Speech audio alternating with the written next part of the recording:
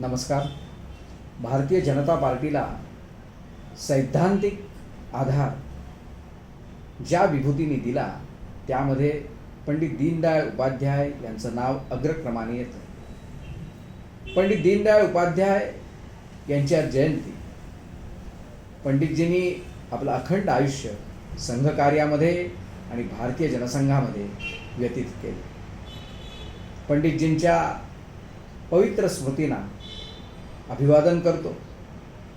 पंडितजींबद्दल कार्यकर्त्यांच्या समोर त्यांची व्यक्तिरेखा काही प्रमाणात ठेवण्याचा हा प्रयत्न. पंडितजींचा जन्म 1916 मध्ये राजस्थान राज्यामध्ये झाला.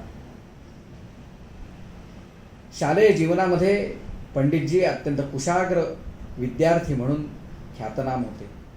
शालेय जीवनात, महाविद्यालयीन जीवनात पंडितजींनी अनेक गोल्ड मेडल आपल्या बुद्धीच्या जोरावर प्राप्त केले. पंडितजींची वैचारिक भूमिका ही सुस्पष्ट होती, त्यामध्ये प्रगल्भता होती आणि त्याचबरोबर त्यांना राष्ट्रकार्याची ओढ होती. जाज्वल्य राष्ट्रभक्ती त्यांच्यामध्ये सातत्याने तीव्र स्वरूपात वाढत होती आणि स्वाभाविकपणे राष्ट्रीय स्वयंसेवक संघाकडे त्यांचा ओढा होता. राष्ट्रीय स्वयंसेवक संघाची नाळ त्यांच्याबरोबर जुळली होती आणि त्यामुळे राष्ट्रीय स्वयंसेवक संघाचे स्वयंसेवक म्हणून, प्रचारक म्हणून पंडितजी 13 वर्ष सातत्याने कार्यरत होते. 1951 मध्ये भारतीय जनसंघाची स्थापना डॉक्टर श्यामाप्रसाद मुखर्जी यांनी केली. त्यांच्यासोबत पंडित दीनदयाळ उपाध्याय यांच्याकडेही राष्ट्रीय स्वयंसेवक संघाने हे राजकीय दायित्व सोपवलं. खरं पाहता पंडितजींना राजकीय पक्षामध्ये कार्यरत होण्याची अजिबात आवड नव्हती. आपला पिंड राजकारणी नाही असं त्यांचं स्पष्ट मत होतं. मनातली ही व्यथा त्यांनी गोळवलकर गुरुजी यांच्याजवळ बोलून दाखवली. त्यावेळेला राजकारणातल्या या झमेल्यामध्ये मला जायचं नाही असं पंडितजी म्हणाले होते. गोळवलकर गुरुजींनी राजकीय झमेला हा त्यांचाच शब्द वापरत त्यांना काही गोष्टींबद्दल स्पष्टपणे कथन केलं. त्यामध्ये राष्ट्रनिर्मितीचा जो मार्ग आहे, राष्ट्र उभारणीसाठी राजकारण हे अत्यावश्यक आहे आणि राजकीय झमेल्यामध्ये सत्प्रवृत्तीची लोक, प्रामाणिक लोक, ज्यांना सैद्धांतिक आधार आहे अशी लोक असणं हे राष्ट्रनिर्मितीसाठी आवश्यक आहे आणि राष्ट्रकार्याची ज्याला आच आहे त्याने या राजकारणामध्ये राहिलं पाहिजे असं गुरुजींनी पंडितजींना सांगितलं. पंडितजींना गुरुजींची ही भूमिका मनापासून पटल्यामुळे आणि त्याचबरोबर संघाचे स्वयंसेवक म्हणून संघाने दिलेलं दायित्व पंडितजींनी अखेरपर्यंत निभावलं असं म्हटलं तर वावगं ठरणार नाही. भारतीय जनसंघाच्या जडणघडणीमध्ये पंडितजींचा फार मोठा वाटा होता.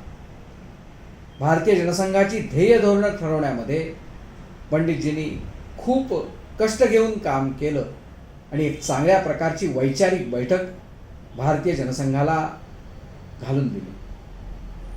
भारतीय जनसंघाचं संघटन हे मजबूत असावं यासाठी पंडितजींनी अहोरात्र मेहनत केली.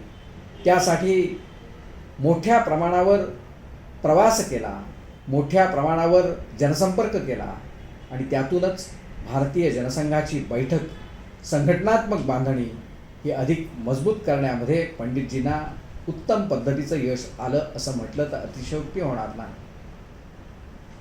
श्यामाप्रसाद मुखर्जींच्या दुर्दैवी निधनानंतर भारतीय जनसंघाची धुरा पंडितजींकडे आली.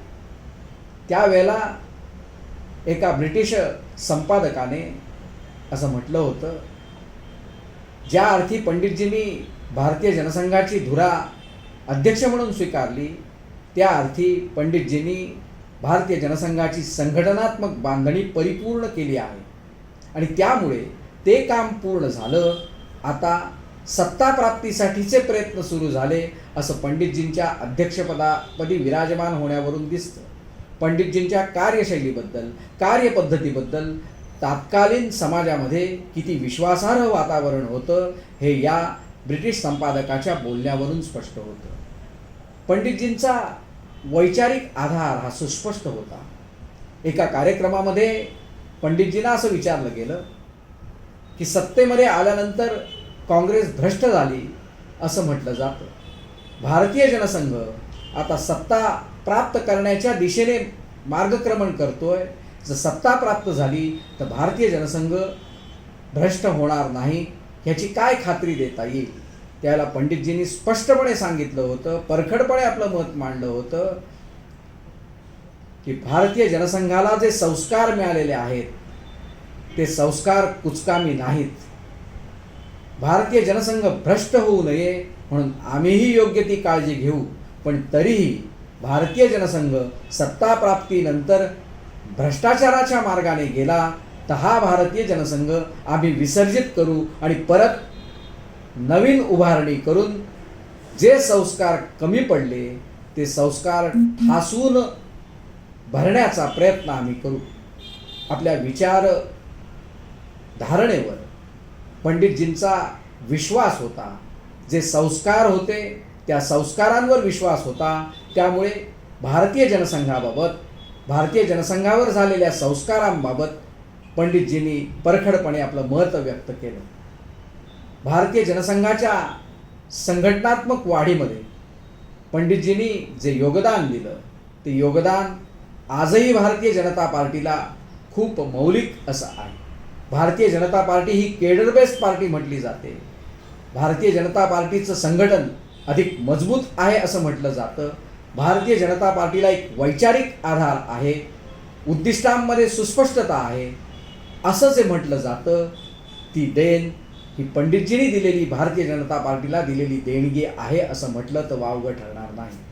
पंडितजींच्या मते भारतीय जनसंघ जे राजकारणात उतरला त्याचं कारण सामाजिक आणि आर्थिक क्रांती निर्माण करण्यासाठी भारतीय जनसंघ हा स्थापन झाला असं त्यांचं मत होतं. भारतीय जनसंघाच्या माध्यमातून सर्वदूर संपर्क करत जनाधार निर्माण करण्यासाठी भारतीय जनता पार्टीच्या किंवा भारतीय जनसंघाच्या कार्यकर्त्यांनी अविरत प्रयत्न केले पाहिजेत. आणि भारतीय जनता पार्टी किंवा भारतीय जनसंघाचे निश्चित असं उद्दिष्ट असलं पाहिजे. मात्र ह्या उद्दिष्टाची सांगड राष्ट्रप्रेमाशी असली पाहिजे असं त्यांचं परखड असं मत होतं. आणि त्याच परखड मतावर पंडितजींनी सातत्याने काम केलं. पंडितजींचा स्वभाव अत्यंत मृदुभाषी होता. पंडितजींचं राहणीमान अत्यंत साधं होतं. कोणत्याही प्रकारचा बडेजाव हा पंडितजींना मान्य नव्हता. पंडितजींची थोरवी सांगायची ते एका प्रसंगातून त्याचं वर्णन अधिक योग्य पद्धतीने करता येईल म्हणून हा प्रसंग आपल्यासमोर ठेवतो. प्रवासादरम्याने संघाच्या शिबिरामध्ये जाण्याची वेळ पंडितजींवर आली. तिथे गेल्यानंतर पंडितजींना असं कळलं की आज गुरुजींचं व्याख्यान त्या ठिकाणी आहे. त्या ठिकाणी गुरुजींची भेट झाल्यानंतर चहापानाच्या दरम्याने गुरुजींनी असं सांगितलं, आज पंडितजीच हा वर्ग घेतील. आजूबाजूला बसलेले अन्य स्वयंसेवक आश्चर्यचकित झाले. पंडितजी हे त्यावेळेला जनसंघाचे अध्यक्ष होते. स्वयंसेवकांनी गुरुजींना या संदर्भात विचारणा केली. त्यावर गुरुजींनी असं सांगितलं, पंडितजी आज जरी जनसंघाचे अध्यक्ष असले तरी ते मूळचे स्वयंसेवक आहेत. त्यामुळे आजचं बौद्धिक एक स्वयंसेवक घेणार आहे. गुरुजींनी पंडितजींच्या व्यक्तिमत्वाबद्दल, संघाच्या संस्काराबद्दल, पंडितजी किती ठाम होते याबद्दलचं केलेलं हे अंगुली निर्देश होता असं म्हटलं तर वावगं ठरणार नाही. भारतीय जनता पार्टीच्या आजच्या विकसित स्वरूपामध्ये 100 वर्षानंतरही पंडितजींच्या आचार विचारांची उद्दिष्टांची छाप आपण सर्वजण जवळ बाळगतो आहोत. पंडितजींना अपेक्षित असलेला भारतीय जनता पार्टी ज्या पद्धतीने विकसित होत गेला, आज केंद्रस्थानी नरेंद्रजी मोदी यांच्या नेतृत्वाखाली आपलं सरकार आहे. भारतीय जनता पार्टीची संघटनात्मक ताकद सातत्याने वाढते आहे. भारतीय जनता पार्टीचा निष्ठावान कार्यकर्ता म्हणून पंडितजींनी जे आचार विचार आपल्यासाठी रुजवले, त्या आचारांच्या प्रती एकनिष्ठ राहत त्या मार्गावर मार्गक्रमण करणं हे भारतीय जनता पार्टीचे कार्यकर्ते म्हणून आपलं सर्वांचं कर्तव्य ठरतं. परत एकदा पंडितजींच्या स्मृतींसमोर नतमस्तक होतो, पंडितजींना प्रणाम करतो आणि अशा थोर नेत्याच्या विचारधारणेच्या आधारावर मार्गक्रमण करण्याची ताकद सर्वांना प्राप्त व्हावी अशी ईश्वरचरणी प्रार्थना करतो. जय हिंद, नमस्कार.